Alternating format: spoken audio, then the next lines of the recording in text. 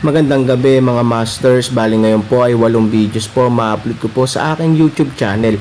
Tama nga mga masters, 8 videos nga po ma-upload ko. Yon, what's up mga masters? Nandito na naman tayo sa panibagong araw, panibagong kabanata na naman ang pagsasama-samahan natin ngayon guys.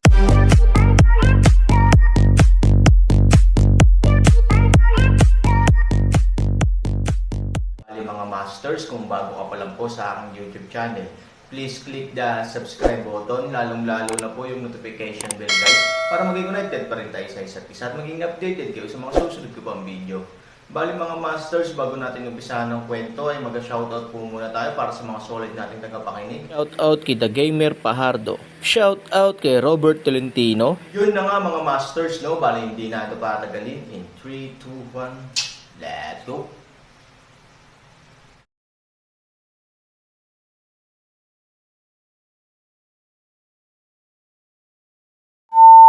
Sa lungsod, pagkatapos ng Aaron at Bai Xiaosheng bumalik sa restaurant, nagpatuloy ang tawanan. Gayunpaman, si Bai Xiaosheng at ang iba pa sa Jiangho ay walang oras na uminom at kumanta kasama nila.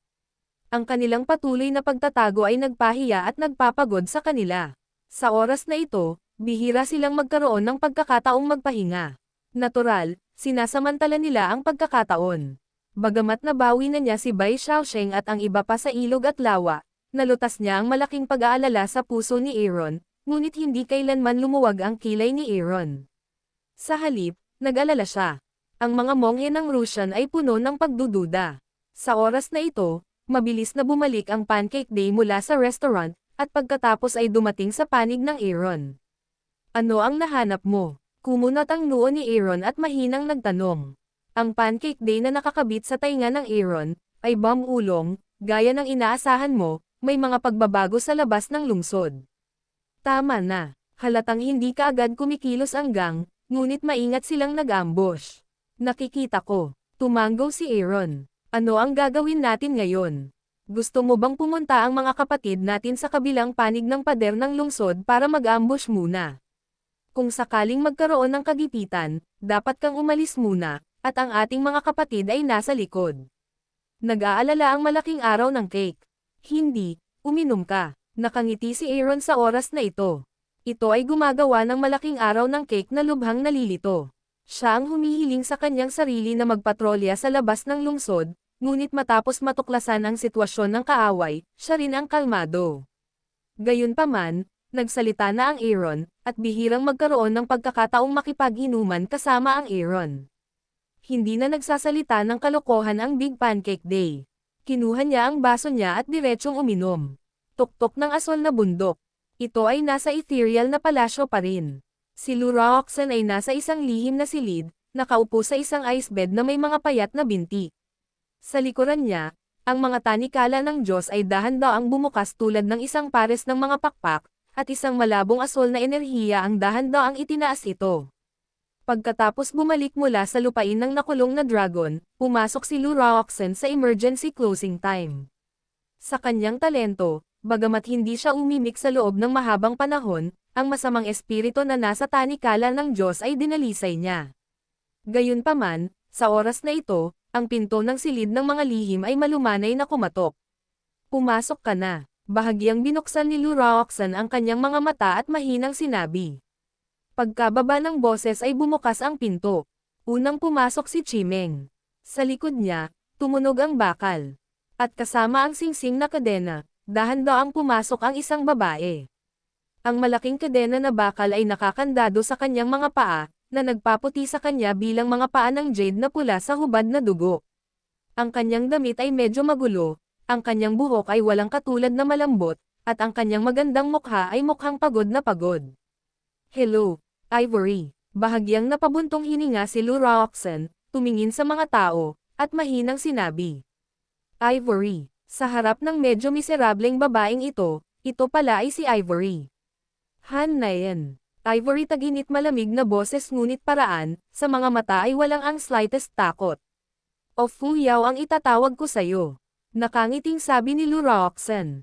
Tinatanong kita, nasaan si Han Nayen?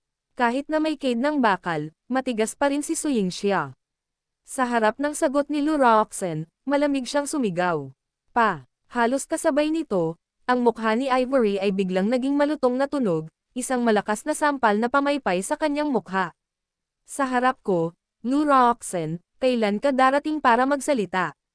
Ivory, sinasabi ko sa iyo na kapag nasa harapan mo ako, malaki ako. At maliit ka. Kapag nagsasalita ako, makikinig ka lang. Gusto ko tumayo at hindi ka maupo. Dahil doon, malamig na tumingin si Lou Roxanne kay Ivory, remember. Biglang sinabi ni Lou Roxanne na may malamig na ngiti, hindi ka tumitingin sa salamin, anong mga kwalifikasyon ang kailangan mong ihambing sa akin? Sa usaping kagandahan, figure, background ng pamilya at talento, sino sa inyo ang makakapantay sa akin? Ako ang ipinagmamalaki ng langit, at ikaw ay isang mahirap na inabandonang babae. Ang tanging bagay na maihahambing mo sa akin ay ang malaman ang Aaron ng mas maaga. Ang hangin ng sikretong silid. Sa liwanag, may isang larawan. Sa larawan, kitang-kita mo ang isang napakagarang silid. Ilang kasambahay ang marahang pumila sa magkabilang gilid. Sinusuyo ng isang katulong si Han Nayan sa kama gamit ang isang laruan. Bagamat ayaw sa mukha ni Han Nayan at puno ng hinanakit ang kanyang mga mata, ang suot niya ay mailalarawan bilang isang magandang munting prinsesa. Nayaner, nang makita si Han Nayan, hindi malamig ang mukha ni Ivory, ngunit puno ng pag-iisip at lamang ng ina. Ang buong tao ay nasa sabik na sumugod sa liwanag.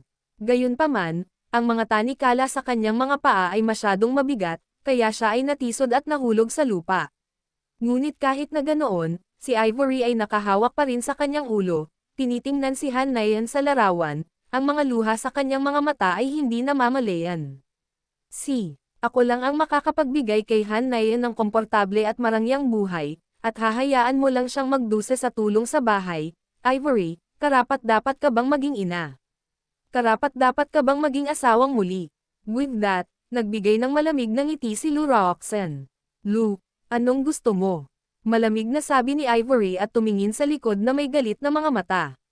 Ngumiti si Lou Roxanne at labis na nasisiyahan sa tugon ni Ivory. Sinabi niya sa malamig na boses, "It's just to let you see the reality. As far as Aaron is concerned, your talent and appearance is inferior than me. As far as Han Nayan is concerned, I can give you better warmth and future." Panipi, kung ako sa'yo, hanggat mayroon akong kaunting konsensya at kaunting konsensya, hindi ko ito pipaikit ng masunurin, mahinahong sabi ni Lou Roxanne. Gayunpaman, ang pamilyang Lou at ang pamilya ng Fu ay dating magkaibigan.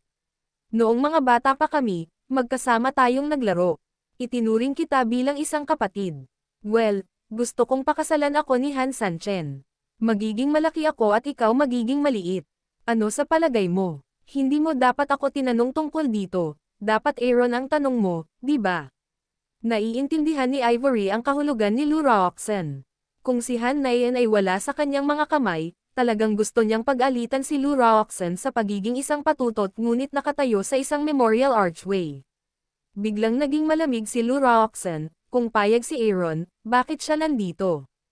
Upang makakuha ng Aaron, mula sa pinakamaagang gabi ng pagbibigay sa kanya ng reward hanggang sa sukdulan ngayon, handa siyang pakasalan siya. Sa isang banda, si Lou Roxanne ay patuloy na kumbinsido sa lakas ng Aaron at higit na interesado sa lalaking ito. Sa kabilang banda, pagkatapos ng ilang beses na tanggihan, patuloy niyang ibinababa ang kanyang figure at humihingi ng kompromiso.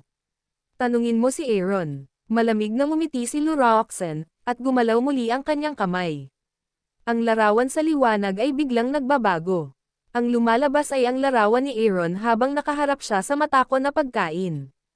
Habang nilalamon ng masamang matako ang Aaron sa kanyang tiyan, sumulyap si Lou Roxanne kay Ivory at nakitang siya ay talagang nag-aalala at naguguluhan sa kanyang mga mata. Agad siyang ngumiti, gusto ko rin magtanong, pero ang problema. Nilamon na ng matako ng kasamaan ang Aaron. Nasa panganib siya. Paano niya sasagutin ang tanong ko? Dahil doon, tumingin si Lou Roxanne kay Ivory na may malabong ngiti. Nang makita ang Aaron sa ganoong suliranin, natural na balisa si Ivory. Iyon lang ang pag-ibig sa puso niya. Bagaman makapangyarihan ang matako sa kasamaan, may mga paraan para harapin ito sa tuktok ng asol na bundok. Ngunit bakit ko tutulungan ang isang taong walang kinalaman sa akin? Kahit na gawin ko, Natatakot ako sa pamilyang Lu, hindi ba patuloy na tatawa si Lu Roxen?